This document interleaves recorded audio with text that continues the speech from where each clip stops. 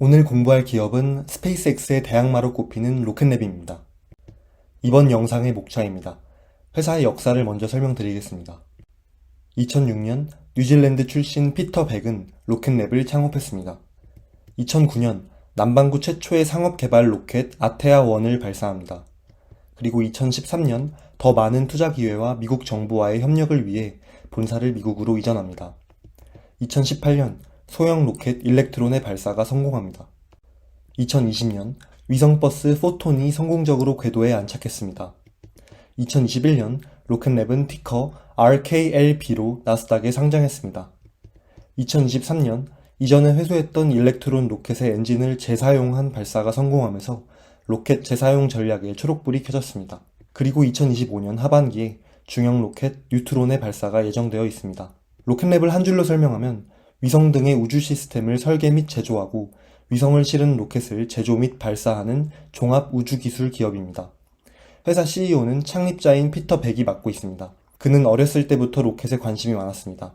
고등학교 재학 당시 선생님께 앞으로 로켓을 개발하고 싶다고 얘기했더니 너무 비현실적이라 생각한 나머지 선생님은 부모님을 학교에 소환한 적도 있습니다.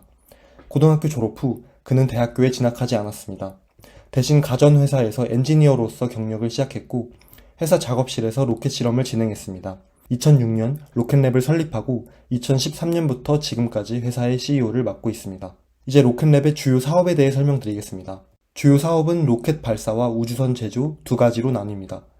발사 사업의 핵심 아이템은 소형 위성 발사체인 일렉트론입니다. 2017년 첫 발사 이후 현재까지 68번의 발사 기록을 가지고 있고 소형 발사체 중 유일하게 재사용이 가능합니다.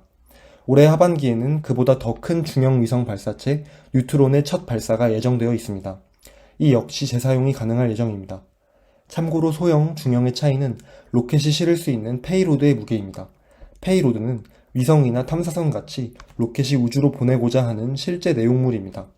미국 나사는 소형 페이로드는 2톤 이하, 중형 페이로드는 2에서 20톤 사이, 대형 페이로드는 20에서 50톤 사이로 정의하고 있습니다. 소형 발사체 일렉트론에 대해 자세히 설명드리겠습니다.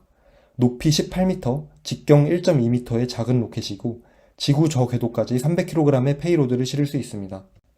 로켓랩은 현재 2개의 발사대를 운영하고 있습니다. 하나는 뉴질랜드에 위치하고 다른 하나는 미국 버지니아에 위치합니다. 뉴질랜드에 위치한 LC-1은 연간 최대 120번의 발사가 가능하고 버지니아에 위치한 LC-2는 연간 최대 12번의 발사가 가능합니다. 로켓이 어떻게 발사되고 위성을 궤도에 안착시키며 다시 회수되는지 그 전 과정을 살펴봅시다. 먼저 이렇게 일렉트론 로켓이 발사됩니다. 고도가 충분히 올라가면 1단 엔진의 연소가 종료되고 1단 로켓이 2단 로켓과 분리됩니다. 분리된 2단 로켓 엔진은 새로 점화되고 위성을 보호하던 페어링은 분리가 됩니다. 목표한 궤도에 도달하면 2단 엔진이 꺼지고 위성을 보다 정밀한 위치에 배치하도록 킥 스테이지의 엔진이 점화됩니다. 위성이 분리되어 궤도에 배치되면 미션 성공입니다. 한편 분리됐던 1단 로켓은 자세를 조절한 후 대기권으로 하강하기 시작합니다. 낙하산을 펼쳐 속도를 낮추고 바다에 떨어지면 근처에 있던 회수선이 로켓을 회수해 갑니다. 이 1단 로켓은 로켓랩의 공장으로 이동해 테스트 및 재가공 과정을 거쳐 다음 발사 때 재사용됩니다. 로켓랩에 관심 많으신 분이라면 헤이스트라는 말을 들어보셨을 겁니다. 헤이스트는 Hypersonic Accelerator Suborbital Test Electron의 약자입니다. 이는 일렉트론 로켓 기술을 기반으로 하고 미국 정부의 극초음속 무기 개발과 실험을 위한 상업용 발사 플랫폼입니다. 로켓랩은 일렉트론의 뒤를 이을 중형 위성 발사체로 뉴트론을 준비하고 있습니다. 뉴트론은 높이 43m, 직경 7m의 크기와 페이로드 용량 13톤을 자랑합니다. 뉴트론을 발사하기 위한 세 번째 발사대 LC-3가 LC-2 바로 옆에서 준비 중입니다. 뉴트론의 1단 로켓은 분리된 후 다시 발사 지점으로 돌아오는 기능을 갖출 예정입니다. 로켓 발사가 로켓랩의 한 축을 차지한다면 나머지 한 축은 우주 시스템 사업입니다. 우주 시스템 사업을 자세히 들여다보면 우선 임무 조건에 따라 다양한 위성 플랫폼을 제공합니다. 가장 최근에는 대규모 군집 위성 플랫폼인 플래틀라잇을 공개했습니다. 그 밖에 위성의 항법 및 자세 제어 시스템, 위성의 비행, 통신 등을 관리하는 우주 소프트웨어, 위성과 발사체를 분리시키는 장치, 그리고 위성의 전력을 공급하는 태양광 패널 등을 제작합니다. 이제 최근 실적 추이, 주요 주주, 그리고 밸류에이션에 대해 보겠습니다. 분기별 실적 추이입니다. 매출과 매출 총이익은 꾸준히 증가하고 있습니다. 그러나 적자폭 역시 점점 증가하고 있습니다. 주요 주주로 누가 있을까요? 2025년 6월 12일 기준 CEO 피터 백은 5,100만 주와 9.9% 의결권을 보유하고 있습니다. 그 외 로켓랩의 초기 투자자인 코슬라 벤처가 5,100만 주와 10.8% 의결권을 보유하고 있고 블랙락이 3,200만 주, 뱅가드가 4,000만 주가량 보유하고 있습니다. 가장 최근 내부자 거래는 7월 23일 최대 주주 중 한 곳인 코슬라 벤처에서 발생했습니다. 300만 주를 매도, 아니 정확히 말하면 재분배했습니다. 이게 무슨 말이냐면 코슬라 벤처 V라는 법인이 가지고 있던 로켓랩 주식 300만 주를 파트너 법인인 코슬라 벤처 어소시에이트 V와 VK 서비스 등에게 재분배했습니다. 로켓랩 지분에 대한 코슬라 벤처의 내부 이동은 이번이 처음이 아닙니다. 올해에만 벌써 5번째입니다. 1월에만 950만 주, 2월에 200만 주, 그리고 7월에만 총 500만 주를 재분배했습니다. 벤처 캐피털 펀드는 보통 10년 만기로 운영됩니다. 코슬라 벤처 V가 로켓랩에 첫 투자를 한 게 2013년이니 펀드 종료 시점이 다 되어 펀드에 돈을 투자한 파트너들에게 로켓랩 주식을 분배하고 있는 것인가 하는 생각이 들었습니다. 2025년 8월 5일 기준 주가는 45달러이며 최근 1년 사이 8배 이상 올랐습니다. 시가총액은 213억 달러이고 적자 기업이라 PER은 없습니다. 로켓랩 주가의 고평가 정도를 파악하기 위해 우주기업의 절대적 1인자 스페이스X와 밸류에이션을 비교해 보겠습니다. 스페이스X의 2025년 예상 연매출은 155억 달러입니다.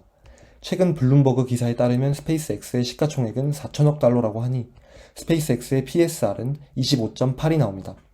로켓랩의 현재 PSR이 48이니 단순히 생각해서 스페이스X보다 2배 높은 프리미엄을 받고 있습니다. 올해 뉴트론의 발사가 성공하면 중형 위성 발사체 시장의 점유율을 뺏어올 수 있다는 기대감이 많이 반영된 듯합니다. 월가 애널리스트 13명 중 8명은 매수 의견을 제시했고 5명은 보유 의견을 제시했습니다. 목표 주가는 20달러에서 51달러까지 다양하고 평균 목표 주가는 37달러입니다. 기관들의 최근 목표 주가 조정 내역을 보면 7월에만 3곳이 목표 주가를 상향했습니다. 29달러에서 40달러로, 33달러에서 50달러로, 그리고 30달러에서 50달러로 올렸습니다. 마지막으로 올해 1분기 실적 발표를 보겠습니다. 먼저 소형 위성 발사 로켓 일렉트론입니다. 1분기에만 5번의 발사를 실패 없이 해냈으며 8번의 추가 발사가 예정되어 있습니다. 일렉트론은 지난 10년간 63번의 발사 중 59번을 성공시킬 정도로 높은 성공률을 보여줍니다. 두 번째는 중형 위성 발사 로켓 뉴트론입니다. 뉴트론이 발사되기까지 거쳐야 하는 단계들입니다. 이 중 초록색은 완료되었고 파란색은 현재 진행 중입니다. 2단계 구조물 인증은 완료되었고 현재 1단계 구조물 인증을 기다리고 있습니다. 세 번째는 우주선을 포함한 우주 시스템 분야입니다.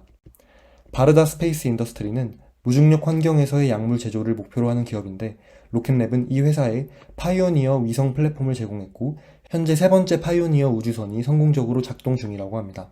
마지막으로 로켓랩의 재무 성과입니다. 손익계산서입니다. 1분기 총 매출은 1억 2,200만 달러입니다. 전년 대비 32% 증가했습니다. 1분기 매출 총이익은 3,500만 달러입니다. 전년 대비 45% 증가했습니다. 그러나 영업 비용도 전년 대비 40% 증가하면서 영업 손실 5,900만 달러, 순손실 6천만 달러를 기록했습니다. 둘 다 적자 폭이 전년 대비 37% 증가했습니다. EPS는 마이너스 0.12로 전년 대비 나빠졌습니다. 사업 부문별로 매출을 분석해 보겠습니다. 먼저 발사 서비스 부문은 3,500만 달러를 기록해 전년 대비 8% 증가했습니다. 그러나 매출 원가가 16% 증가해 매출 총이익은 오히려 14% 감소했습니다.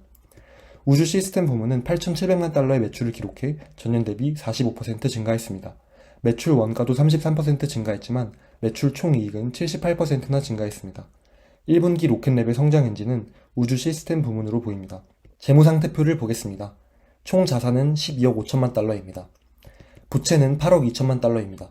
그중 우선 상환권이 있는 전환사채가 3억 4천만 달러로 가장 큰 비중을 차지합니다. 총 자본은 4억 3천만 달러입니다. 유동 비율은 208%라 단기 지급 능력은 양호하지만 부채 비율은 191%로 다소 높은 편입니다. 현금 흐름표를 보겠습니다. 영업활동에서는 5,400만 달러가 순유출되었습니다. 고객으로부터 받는 선수금이 대폭 감소했고 순손실폭이 증가했으며 재고자산이 증가한 것이 원인입니다. 투자활동에서는 2,800만 달러가 순유출되었고 재무활동에서는 1억 1,500만 달러가 순유입되었습니다. 작년에는 전환사채를 발행해 자금을 주로 모았다면 이번 분기에는 ATM 방식으로 자금을 모은 것이 인상적입니다. 순현금 흐름은 플러스 3,300만 달러이고 분기 말 현금 및 현금성 자산은 약 3억 달러입니다. 회사가 제시한 2분기 가이던스입니다. 매출은 1억 3천만 달러에서 1억 4천만 달러를 전망했습니다. 1분기 매출보다 소폭 증가한 값입니다. 매출 총이익률은 갭 기준 31%, 논갭 기준 35%를 예상했습니다. 1분기 매출 총이익률보다 2% 증가한 값입니다. 조정 에비타는 2,800만 달러에서 3천만 달러의 손실을 예상했습니다. 1분기와 거의 비슷한 수준입니다. 이상 로켓랩 기업 분석을 마치겠습니다. 2분기 실적 발표가 한국 시각 기준 8월 8일 오전 6시에 예정되어 있습니다. 2분기 실적도 팔로우할 예정이니 로켓랩에 관심 있으신 분들은 구독, 좋아요, 댓글 꼭 남겨주시고 그때 또 뵙겠습니다. 감사합니다.